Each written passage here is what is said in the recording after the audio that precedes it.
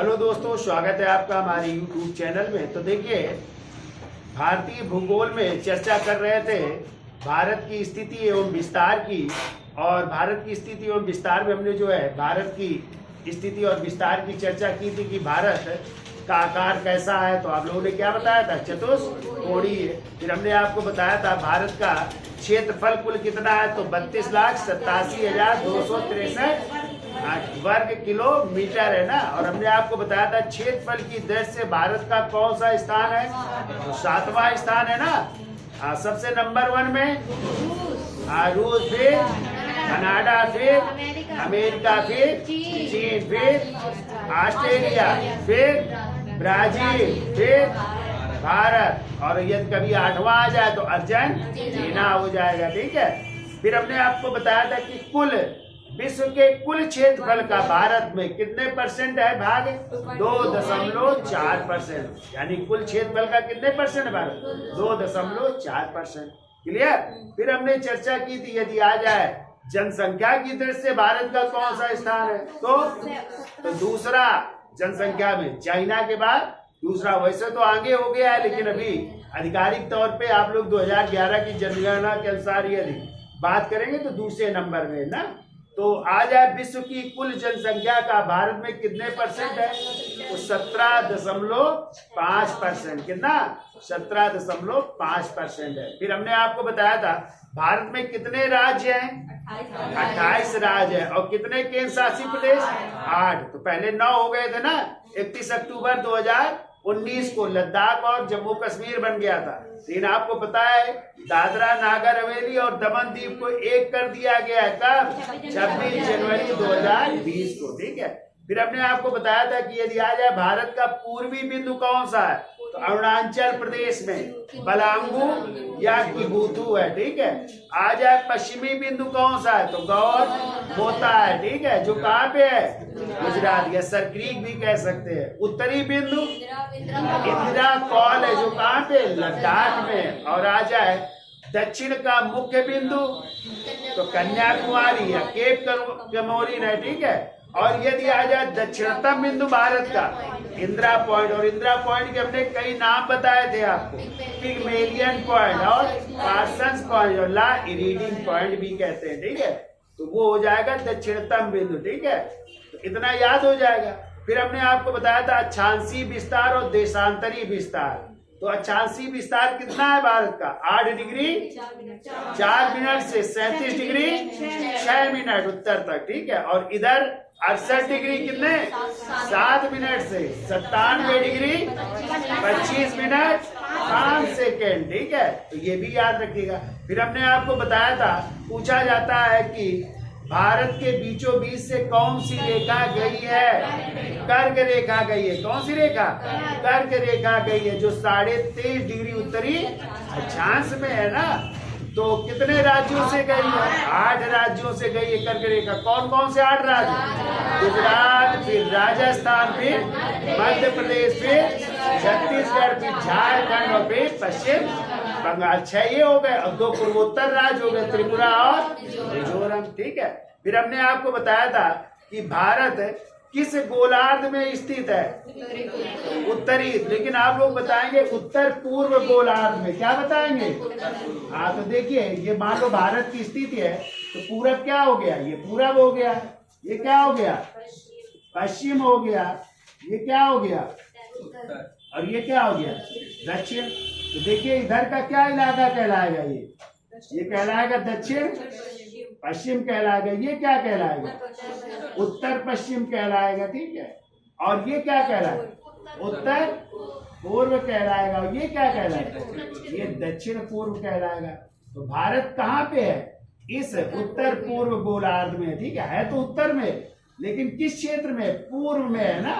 भारत की स्थिति क्या है? जैसे आप लोग ये ग्लोब बनाओगे ऐसे, ये है ग्लोब, इसको ये खंडों में विभाजित कर दिया। ठीक है। ये पूरब हो गया, मान लो ये पश्चिम हो गया, ये उत्तर हो गया, और ये क्या हो गया? दक्षिण हो गया।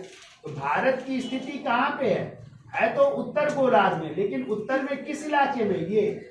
और यहीं से गई है ना ये कर्क रेखा। कितने डिग्री है? 23.5 डिग्री उत्तरी अक्षांश है ना, इसी को कर्क रेखा कहते हैं। ठीक है। और इसी कर्क रेखा के बीचों बीच, यानी ये गुजरात का इलाका हो जाएगा ना, और ऐसे भारत हो जाएगा, ये भारत की स्थिति हो जाएगी ना। तो यहाँ से होकर के गए तो भारत किस गोलार्ध में? उत्तर पूर्व गोलार्ध में। कभी आ जाए कि भारत किस गोलार्ध में, उत्तर ही ना मारना, आप क्या मारेंगे? उत्तर, हाँ पूर्व। आंसर होगा एक उत्तर पूर्व। लोग सोचते उत्तरी गोलार्ध में है तो उत्तरी मार आते, एक आंसर उत्तर गोलार्ध भी होगा, लेकिन क्या मारेंगे आप लोग? उत्तर पूर्वी गोलार्ध। क्लियर? अब क्वेश्चन आता है भारत का जो मानक समय है वो कहाँ से लिया गया और कितने डिग्री पूर्वी देशांतर में? तो 82.5 डिग्री पूर्वी देशांतर में। कितने डिग्री? 82.5 डिग्री पूर्वी देशांतर में है, जो हमने आपको बताया था मिर्जापुर आगे गोपीगंज से लिया गया है। क्या कह सकते हैं? इलाहाबाद के नैनी के पास। लेकिन अब ये गोपीगंज कहाँ है? मिर्जापुर। तो नई किताबों में अब क्या लिख कर के आता है? मिर्जापुर ही आता है। पहले किताबों में इलाहाबाद में नैनी आता था के पास गोपीगंज, जो 82.5 डिग्री पूर्वी दिशा। तो हमने आपको बताया था जो जीएमटी रेखा, ग्रीनविच माध्य टाइम रेखा ना, जो कहाँ से गुजरी है? लंदन से गुजरी है। और भारत की जो इंडियन स्टैंडर्ड टाइम है या भारत का मानक समय है, इनके बीच कितने घंटे का अंतर है? तो आप लोग क्या बताओगे? 5.5 घंटे का अंतर है। क्यों अंतर है? तो आप लोगों को हमने बताया था 1 डिग्री देशांतर बराबर कितने मिनट का? 4 मिनट का अंतर होता है। और यदि आ जाए 1 डिग्री पूर्वी देशांतर बराबर +4 मिनट का, और आ जाए 1 डिग्री पश्चिमी देशांतर तो -4 मिनट का। तो भारत किस देशांतर में है? 82.5 डिग्री, वो भी किस? पूर्वी देशांतर, यानी +4 मिनट होगा ना। तो आप लोग क्या करोगे? 82 × 4 बराबर कितना आ जाएगा? 328 मिनट आ जाएगा। और आधा मिनट और बचा तो उसका हो जाएगा 2, सॉरी आधा देशांतर का कितने मिनट? 2 हो जाएगा। तो 8 2 10 की 0, 2 1 3। अब इसको घंटे में बदलना है तो 60 का भाग दे दोगे तो कितना हो जाएगा? 5.5 घंटे का अंतर आ जाएगा। तो कह सकते हैं कि लंदन और भारत के टाइम में कितने घंटे का अंतर है? यदि वहां पे दोपहर के 12 बजे होंगे तो भारत में शाम के 5:30 बजे होंगे। ठीक है। और फिर हमने आपको बताया था कि जो भारत का पूर्वी बिंदु या पश्चिमी जो बिंदु है उसके बीच भी कितने डिग्री देशांतर का? लगभग 30 डिग्री देशांतर का अंतर। एक देशांतर बराबर 4 मिनट, तो 30 देशांतर बराबर, तो 30 गुणते क्या कर दोगे? 4 बराबर 120 मिनट आ जाएगा। और 120 मिनट को घंटे में बदल लो, 60 का भाग दे दो, कितना घंटा? हाँ, तो कह सकते हैं पूर्वी और पश्चिमी बिंदु के बीच कितने घंटे का अंतर है? 2 घंटे का। तो हमने आपको बताया था यदि अरुणाचल प्रदेश में सुबह के 5 बजे होंगे तो उसी समय गुजरात में गौर मोता में कितने होंगे? 7। यानी वहां पे 5 बजे सूरज निकलेगा तो यहाँ 7 बजे आपको दिखाई देगा। 2 घंटे का। इसीलिए भारत के टाइम जोन को 2 भागों में डिवाइड करने की बात भी की जा रही है। ठीक है। फिर हमने आपको कुछ और चर्चाएं की थी कि तटीय राज्य कितने हैं। तो तटीय कितने राज्य है? 9। तो पश्चिमी तट में कितने हैं? 5। पूर्वी तट में 4। तो पश्चिमी तट के कौन से 5 राज्य हैं? गुजरात, फिर महाराष्ट्र, फिर गोवा, फिर कर्नाटक, फिर केरल। और आ जाए पूर्वी तट के कौन कौन से राज्य हैं? तमिलनाडु, आंध्र प्रदेश, उड़ीसा और पश्चिम बंगाल। अब क्वेश्चन आता है सबसे लंबा तटीय वाला राज्य कौन सा है? तो कौन सा है? गुजरात। आप लोग ट्रिक याद रखिएगा, गैट है। तो सबसे लंबा तटीय राज्य गुजरात हो जाएगा। गुजरात ना हो तो दूसरे नंबर में आंध्र प्रदेश हो जाएगा, और आंध्र प्रदेश भी ना हो तो तीसरे तमिलनाडु हो जाएगा। ठीक है। तो ये क्रम है सबसे लंबे तटीय राज्यों का। आ जाए सबसे छोटा तटीय राज्य तो आपका कौन सा हो जाएगा? गोवा हो जाएगा। ठीक है। फिर हमने आपको बताया था पश्चिमी तट को जो है 4 भागों में डिवाइड किया गया। तो पहला तट कौन सा कहलाता है? स्वराष्ट्र तट। कौन सा? स्वराष्ट्र तट कहते हैं, इसी को काकरा पार तट भी कहते हैं। और ये कहाँ से शुरू होता है? क्यों भाई? गुजरात, यानी गुजरात से लेकर के कहाँ तक? दमन है द्वीप तक जाता है। ठीक है। और इसी को कहते हैं गुजरात का तटीय प्रदेश कहते हैं। क्या कहते हैं? गुजरात का तटीय प्रदेश कहते हैं। ठीक है। ये दूसरा हमने बताया था तट कहलाता है कोंकण तट। कौन सा? कोंकण तट कहलाता है। और कोंकण तट कहाँ से कहाँ तक है? तो दमन द्वीप से, दमन द्वीप से लेकर के गोवा तक जाता है। ठीक है। और इसे क्या कहते हैं? महाराष्ट्र का तटीय प्रदेश कहते हैं। महाराष्ट्र का तटीय प्रदेश कहते हैं। ठीक है। तीसरा भी हमने आपको बताया था, उसको कहते हैं कनारा तट। कौन सा? कनारा तट है। और कनारा तट आपका कहाँ से कहाँ तक है? तो गोवा से लेकर के कहाँ तक? मंगलौर तक है। और इसे काहे का तटीय प्रदेश कहते हैं? कर्नाटक का तटीय प्रदेश कहते हैं। कर्नाटक का तटीय प्रदेश कहते हैं। ठीक है।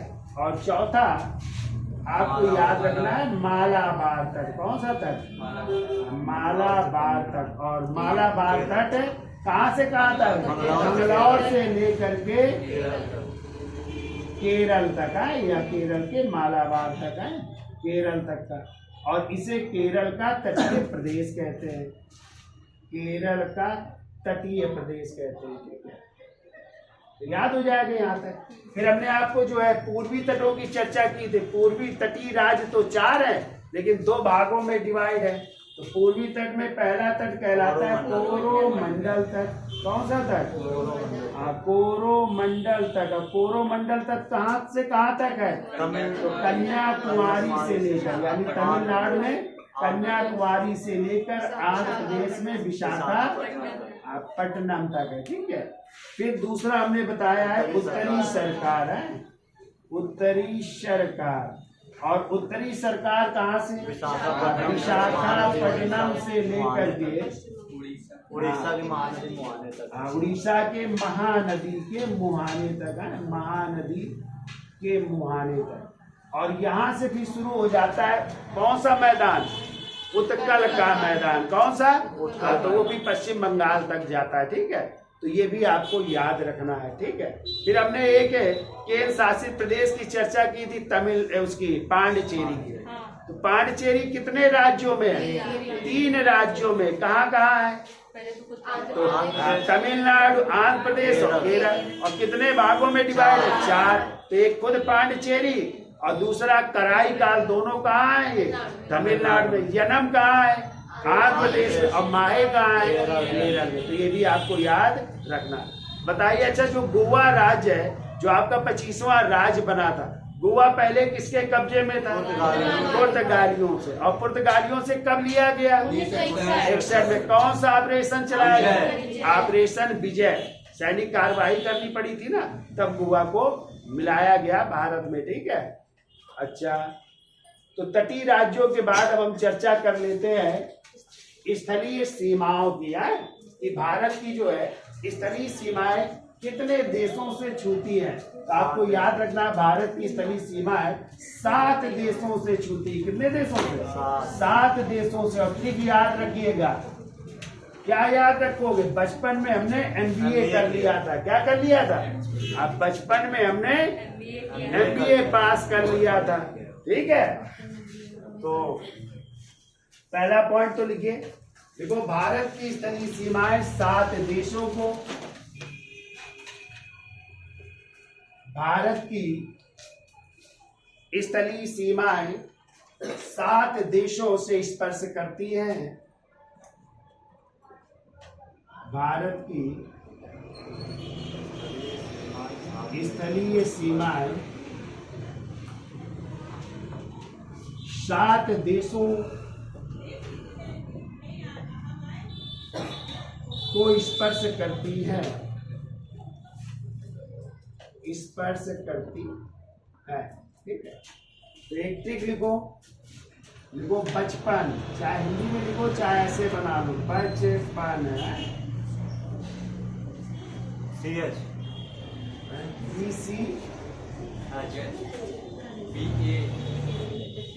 यन बन जाएगा। बचपन में क्या किया? यम गलत हो गया। BA या हिंदी में लिख दो है। हाँ चलो हिंदी में लिख दो है, नहीं तो गड़बड़ हो जाएगा। बचपन में क्या किया? MBA ऐसे। तो देखिए बी से हो जाएगा बांग्लादेश। क्या हो जाएगा? बांग्लादेश से छूती है ना, बांग्लादेश हो जाएगा। इस 4 से चलिए तो क्या ट्रिक याद रखो, बचपन MBA है या ऐसे कर लूं BCPN MBA कर लो है, ये भी सही हो जाएगा।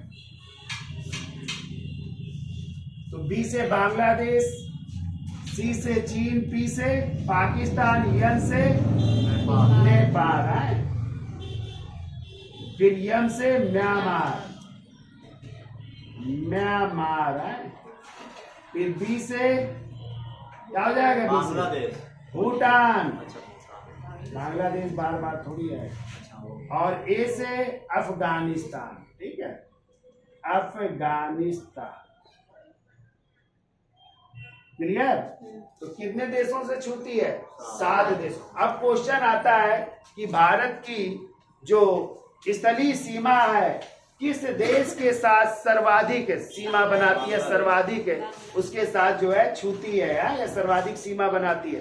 तो क्या हो जाएगा? बांग्लादेश।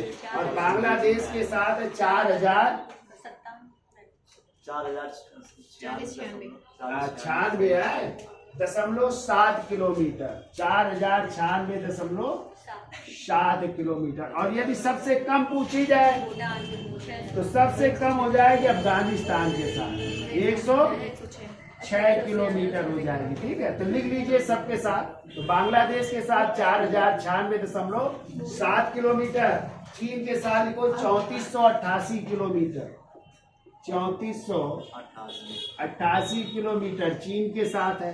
पाकिस्तान के साथ लिखिए 3323 किलोमीटर, 3323 किलोमीटर है। नेपाल के साथ लिखिए 1751 किलोमीटर है, 1751 किलोमीटर। म्यांमार के साथ पूछा जाए तो 1643 किलोमीटर है, 1643 किलोमीटर है। और भूटान के साथ ये पूछा जाए तो 699 किलोमीटर है, 699 किलोमीटर है। और अफगानिस्तान के साथ 106 किलोमीटर। तो सबसे ज्यादा किसके साथ बनाते हैं? बांग्लादेश। और सबसे कम अफगानिस्तान। लेकिन ये जो अफगानिस्तान के साथ सीमा साझा करती वो आज किसके कब्जे में? पाकिस्तान। उसी कहते हैं POK। ठीक है, तो वास्तविक रूप से हमारी सबसे कम सीमा रेखा किसके साथ है? भूटान के। ठीक है, सबसे कम किसके साथ? भूटान। वैसे तो अफगानिस्तान के साथ है, लेकिन अफगानिस्तान की जो सीमा भारत की साझा करती वो POK की है। और है तो POK भारत का अंग, लेकिन आज वो किसके कब्जे में? पाकिस्तान में। इसलिए कह सकते हैं वास्तविक रूप से हमारी सबसे कम सीमा भूटान के साथ है। ये भी याद रखिएगा। ठीक है, इतना लिख लीजिए, याद हो जाएगा सबसे। तो सबसे ज्यादा किसके साथ हो जाएगी? बांग्लादेश के साथ। और सबसे कम भूटान। और भूटान ना हो तो फिर अफगानिस्तान भी हो जाएगा। तो अफगानिस्तान हो फिर भूटान है। अब इनके बारे में अलग अलग लिखना है। तो पहली हेडिंग डालिए बांग्लादेश है, हेडिंग डालिए बांग्लादेश। तो चलिए अलग अलग देशों की चर्चा कर लेते हैं। पहली हेडिंग डालिए बांग्लादेश। और बांग्लादेश के साथ भारत की सीमा कितने किलोमीटर है? 4096.7 किलोमीटर। तो कह सकते हैं, लिखिए सर्वाधिक अंतरराष्ट्रीय सीमा, सर्वाधिक अंतरराष्ट्रीय सीमा, सीमा किसके साथ है? बांग्लादेश के साथ है। ठीक है, दूसरा पॉइंट लिखिए बांग्लादेश की सीमाएं भारत के कितने राज्यों से मिलती है? क्यों भाई? हाँ, भारत के कितने राज्यों से मिलती है? 5 राज्यों से। तो देखो बांग्लादेश की सीमाएं भारत के 5 राज्यों से लगती है, 5 राज्यों से मिलती है या लगती है, कुछ भी नहीं। तो पहला लिखिए कौन कौन से राज्य है? तो देखिए पश्चिम बंगाल के साथ मिल रही है, पश्चिम बंगाल। दूसरा राज्य लिखिए पश्चिम बंगाल के बाद असम, असम के साथ भी मिल रही। तीसरा लिखिए मेघालय, मेघालय के बाद देखिए फिर त्रिपुरा से भी, मिजोरम से भी लग रही और त्रिपुरा से भी लग रही है। तो मेघालय, फिर लिखो मिजोरम, मिजोरम, और पांचवा राज्य लिखिए त्रिपुरा, त्रिपुरा। ठीक है, तो इधर जरा नक्शा दिखा दो। तो देखिए हम बता भी देते हैं। तो देखिए ये है बांग्लादेश है। अब बांग्लादेश की सीमाएं कितने राज्यों से? 5। तो ये आपका हो गया पश्चिम बंगाल, फिर असम, ये हो गया। तो असम से भी लग रही है ना, असम का इलाका ये बांग्लादेश। असम के बाद क्या बताया? मेघालय, फिर मेघालय के क्या बात बताया? त्रिपुरा, और त्रिपुरा के बाद मिजोरम से भी, ये नीचे है इधर लग रही। ठीक है, तो मिजोरम से भी लग रही। तो कितने राज्य हो गए? 5 राज्य हो गए। ठीक है, तो ये याद रखिएगा। देखो अगला पॉइंट, देखो त्रिपुरा, त्रिपुरा बांग्लादेश से तीनों ओर से घिरा राज्य है। त्रिपुरा बांग्लादेश से, बांग्लादेश से तीनों ओर से घिरा राज्य है, तीनों ओर से घिरा राज्य है। तो देखिएगा आप लोग, हैं तीनों ओर से घिरा है ना त्रिपुरा। ये देखो, ये है ना त्रिपुरा, ये इधर से भी गिरा, इधर से भी गिरा, ऊपर से नहीं है ना। फिर वो असम, इसकी सीमा 2 बार बांग्लादेश से लगती है। असम, देखो इसकी सीमा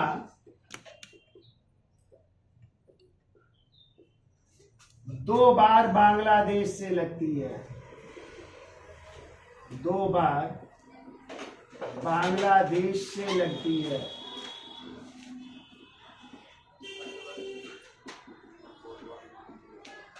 ठीक है, क्लियर?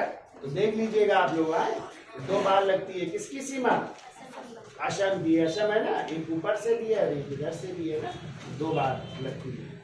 अब लिखिए कुछ विवाद भी हुए थे। तो पहला लिखो तीस्ता विवाद,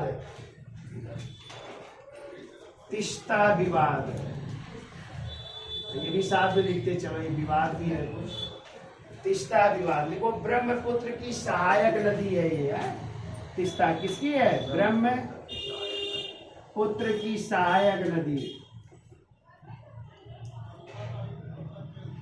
ब्रह्मपुत्र की सहायक नदी। ठीक है, असम में बहती है ना ब्रह्मपुत्र।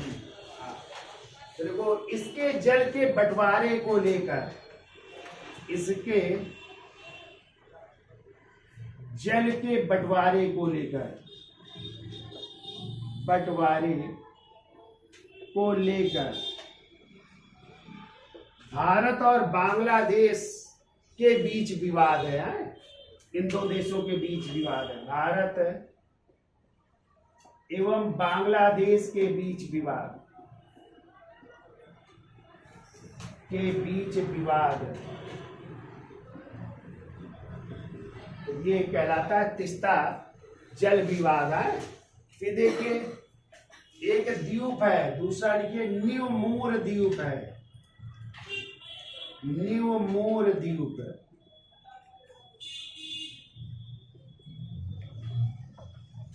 इस द्वीप को लेकर के भी विवाद है। किसके बीच? भारत और बांग्लादेश के बीच विवाद है। भारत एवं बांग्लादेश के बीच विवाद।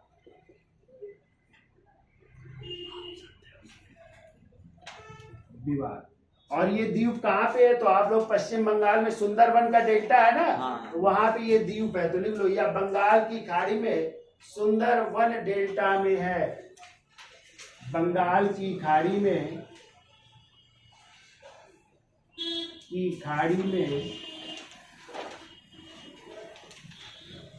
सुंदरवन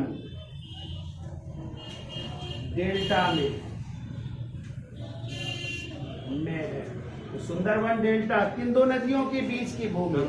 गंगा और ब्रह्मपुत्र। और यहीं पे पाए जाते हैं वृक्ष, सुंदरी वृक्ष, इसीलिए इसका नाम है ना सुंदर। तो सुंदरी वृक्ष ज्वारी है। मैंग्रोव वन होते हैं ना, ज्वारी वन होते हैं। तो बहुत पूछा जाता है कहाँ पे मैंग्रोव वन पाए जाते हैं, ज्वारी वन पाए जाते हैं? तो सुंदरवन के डेल्टा में। ठीक है, देखो ग्लोबल वार्मिंग के कारण इसके विलुप्त होने का खतरा है। इस द्वीप को लिख लो, ग्लोबल वार्मिंग यानी वैश्विक तापमान के कारण है। ग्लोबल वार्मिंग के कारण या वैश्विक तापमान है, ग्लोबल वार्मिंग के कारण काहे का खतरा है? इसके विलुप्त होने का खतरा है। इसके विलुप्त होने का खतरा है।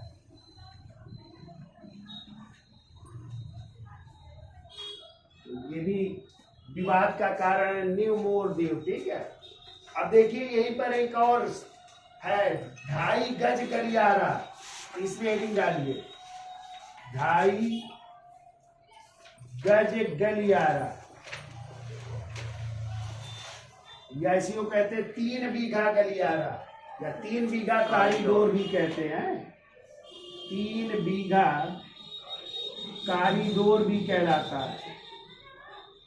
और ये भी सीमा है किसकी? भारत व बांग्लादेश की अंतरराष्ट्रीय सीमा है। लिख लो, पश्चिम बंगाल यानी भारत का कौन सा इलाका? पश्चिम बंगाल व बांग्लादेश के बीच अंतरराष्ट्रीय सीमा। ये सब संबंध है भारत बांग्लादेश के, भी साथ में याद रखिएगा। फिर इसके बाद आप लोगों ने देखा होगा ढाका बस सेवा शुरू हुई थी कोलकाता से लेकर के ढाका तक है। किसके समय? अटल बिहारी वाजपेयी। हाँ, तो लिख लो, ढाका बस सेवा, ढाका बस सेवा कहां से कहां तक? कोलकाता से ढाका तक। कोलकाता से ढाका तक चली थी। किस प्रधानमंत्री के समय? तो लिख लो, अटल बिहारी वाजपेयी जी के समय चलाई गई थी।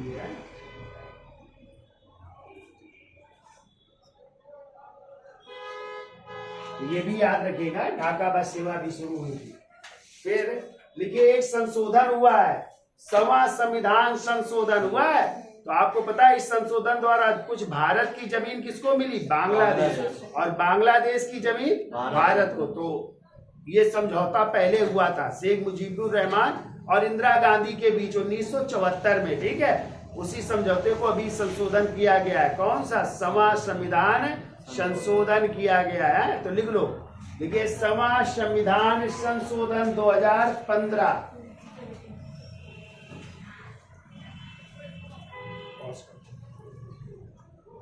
तो याद रहेगा 6वां संविधान संशोधन कब हुआ? 2000। हाँ, तो भारत की कुछ जमीन किसको मिली? बांग्लादेश को, बांग्लादेश की कुछ भारत को। ठीक है, और हमने बताया इसके पहले 1974 में समझौता हुआ था इंदिरा जी और शेख मुजीबुर रहमान के बीच है, लेकिन वो समझौता फॉलो नहीं हुआ था। फिर देखिए और एक पॉइंट लिखो, 0 डिग्री रेखा। भारत बांग्लादेश से पाकिस्तान, 0 डिग्री रेखा। तो ये किसके किसके बीच है? भारत या बांग्लादेश, या कह सकते हैं भारत का कौन सा राज्य? त्रिपुरा। त्रिपुरा और बांग्लादेश की सीमा रेखा कहलाती है। ठीक है, तो देखो त्रिपुरा, अब त्रिपुरा कहाँ का है? भारत का एवं बांग्लादेश की सीमा रेखा, बांग्लादेश की सीमा रेखा है, इसे 0 डिग्री भी रेखा कहते हैं, ये याद रखिएगा। और एक और लिखिए पॉइंट, तो आपको पता है भारत और पाकिस्तान को विभाजित करने वाली रेखा कौन सी है? Red Cliff. और यदि आ जाए भारत और बांग्लादेश को विभाजित करने वाली, तो भी रेड क्लिफ रेखा ही होगी, क्योंकि ये बांग्लादेश क्या था पहले? पूर्वी पाकिस्तान था। तो लिख लो, रेड क्लिफ रेखा, रेड क्लिफ रेखा किसको विभाजित करती? भारत व बांग्लादेश को विभाजित करती है। भी याद रखना, जो सिर्फ भारत पाकिस्तान ही याद रखो, हैं याद रहेगा भाई। तो ये हो गई कहानी किसकी, बांग्लादेश के साथ है। तो अब दूसरा चलते हैं देश चीन है। तो देखिए दूसरा देश है चीन, और चीन के साथ जो है भारत की सीमा रेखा है कितने किलोमीटर, 3488 किलोमीटर। ठीक है, लिखिए एक पॉइंट और लिखिए, इसकी स्थलीय सीमा विश्व की सबसे बड़ी सीमा रेखा है। इसकी स्थलीय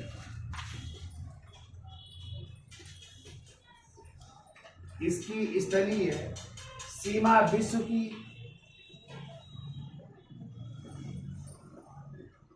विश्व की सबसे बड़ी सीमा रेखा है। सबसे बड़ी सीमा रेखा कितने किलोमीटर है, तो लिखिए 24,000 किलोमीटर है। 24,000 किलोमीटर, बहुत बड़ी सीमा है। क्योंकि चाइना बहुत बड़ा देश है ना, उसके साथ मिल रहे 24,000 किलोमीटर। अब क्वेश्चन आता है, भारत और चीन को विभाजित करने वाली रेखा क्या कहलाती है, तो मैक मोहन रेखा। क्या उस रेखा, लिखिए हेडिंग डालिए, मैक मोहन रेखा। मैक मोहन रेखा, ये सब याद रखना। वैसे तो हमने स्ट्रेटेजी में सब पढ़ाया है रेखा है, ठीक है। तो देखो भारत चीन के बीच की सीमा रेखा, भारत चीन के बीच की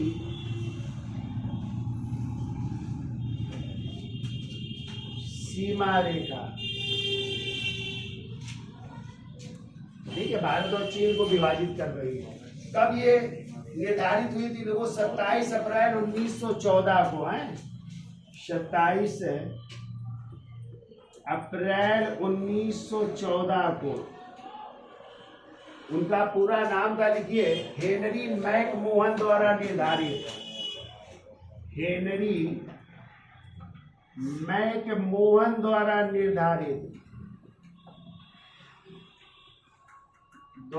निर्धारित, इसीलिए इसको नाम दिया कौन सी रेखा, मैकमोहन रेखा कहा जाता है। क्योंकि इसके निर्धारण करता कौन थे, हेनरी मैकमोहन थे, ठीक है। अब देखिए चीन की सीमा भारत के कितने राज्यों से मिलती है, देखो चीन की सीमा भारत के 4 राज्यों व एक केंद्र शासित प्रदेश से मिलती है। भारत के 4 राज्यों व एक केंद्र शासित प्रदेश से मिलती है। एक केंद्र शासित प्रदेश से मिलती है। तो कौन से 4 राज्य है, हिमाचल प्रदेश, हिमाचल प्रदेश। दूसरा लिखिए उत्तराखंड,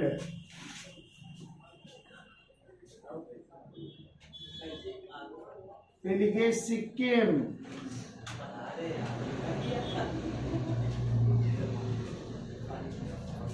लिखिए, और चौथा लिखिए अरुणाचल प्रदेश है, अरुणाचल प्रदेश।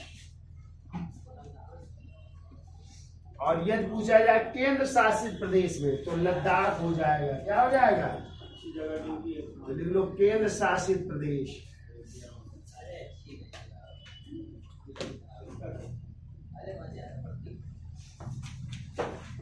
तो केंद्र शासित प्रदेश किससे छूती है, लद्दाख से छूती है, ठीक है। तो दिखाएंगे, चलिए कोई बात नहीं। तो देखो ये चाइना है, क्यों भाई, यस सर। देखिए ये चाइना है। तो कौन कौन से राज्य हमने बताए, हिमाचल प्रदेश, फिर उत्तराखंड, फिर सिक्किम आपका ये है ना। सिक्किम के बाद अरुणाचल प्रदेश, और एक केंद्र शासित प्रदेश कौन सा, लद्दाख। हो गए, तो 4 राज्य और एक केंद्र शासित प्रदेश से छूती है, ठीक है, क्लियर। आइए याद रखिएगा। अब देखिए यहाँ पे दर्रा है तो हेडिंग डालिए नाथुला दर्रा। जल्दी जल्दी लिखो, सर भी आ गए आपके। नाथुला दर्रा। देखो भारत चीन, भारत चीन, या कह सकते हैं भारत का इलाका कौन सा? सिक्किम एवं चीन के बीच है। सिक्किम एवं चीन के बीच, या तो भारत चीन कह सकते हो। भारत का किस राज्य से? सिक्किम या चीन के बीच। और यहीं से जो है कैलाश मानसरोवर जाने का रास्ता भी है। कैलाश मानसरोवर जाने का रास्ता किस दर्रे से होकर के? नाथुला दर्रा से होकर के। ठीक है, यहीं पर एक विवाद भी है, लिख लो डोकलाम विवाद। हुआ था ना अभी? देखिए डोकलाम विवाद भी लिख लीजिए। किसके बीच है? भारत व चीन के बीच। तो लिखो अरुणाचल प्रदेश। भारत का कौन सा इलाका? लिख लो अरुणाचल प्रदेश। पोस्ट में लिख लो भारत है, एवं चीन के बीच विवाद, एवं चीन के बीच विवाद। विवाद भी हो गया, लेकिन बाद में क्या हो गया? समझौता भी हो गया है। ठीक है, अब देखो यहीं पे दर्रा है, बोमडिला दर्रा है, बोमडिला दर्रा। और ये कहाँ पे? अरुणाचल प्रदेश में है। बोमडिला दर्रा भी याद रखिएगा। अब देखिए ब्रह्मपुत्र नदी भी निकलती है कहाँ से? चीन के कैलाश, तिब्बत का पठार है ना। तो लिख लो ब्रह्मपुत्र नदी। तिब्बत में किस नाम से जानी जाती है? शांगपो के नाम से। क्वेश्चन आ चुका है, तो लिख लो तिब्बत में इसको कहते हैं शांगपो। फिर अरुणाचल प्रदेश में कौन सा घाट बनाती है? देहांग। और फिर यांगयप दर्रे से कहाँ पे? भारत में प्रवेश करती है। फिर असम में किस नाम से? ब्रह्मपुत्र के नाम से। और जब बांग्लादेश जाती है तो जमुना के नाम से। ठीक है, और बांग्लादेश में ही गंगा जो भागीरथी के नाम से आती है, पद्मा के नाम से जानी जाती है। तो पद्मा और जमुना जब मिलती है मेघना बन जाती है, और यही मेघना बन करके बंगाल की खाड़ी में गिर जाती है। ये भी याद रखिएगा। ठीक है, अब देखिए आपको पता है चीन इसके अलावा किसका सदस्य देश है? ब्रिक्स का। तो ब्रिक्स लिख लीजिए, BRICS। तो ये 5 देशों का संगठन है ना। कौन कौन से? बी से ब्राजील, रूस, इंडिया, चीन और साउथ अफ्रीका। और इस ब्रिक्स की स्थापना हुई थी जून 2006 में। जून 2006 में। और इसका मुख्यालय है, यानी सदस्य देश हो गए ये। ठीक है, और मुख्यालय शंघाई चीन में। कहाँ पे है? शंघाई चीन में इसका मुख्यालय है। ये सदस्य देश है, याद रखना। बी से ब्राजील, आर से रूस, आई से इंडिया, सी से चीन और एस से साउथ अफ्रीका। क्लियर? अब देखो भारत और चीन की सीमा रेखा को कहते हैं LAC। क्या कहते हैं? LAC, यानी लाइन ऑफ एक्चुअल कंट्रोल। देख लो, लाइन ऑफ एक्चुअल कंट्रोल। किसके बीच की लाइन है? भारत व चीन के बीच की सीमा रेखा को कहते हैं LAC कहते हैं। ठीक है, तो आज ये 2 देशों की चर्चा कर लेते हैं। तो किसकी चर्चा की हमने? बांग्लादेश की और चीन की। बाकी 5 देशों की चर्चा नेक्स्ट वीडियो में करेंगे। ठीक है, तो वीडियो अच्छा लगा हो तो लाइक, शेयर, सब्सक्राइब और देखते भी रहिए। धन्यवाद।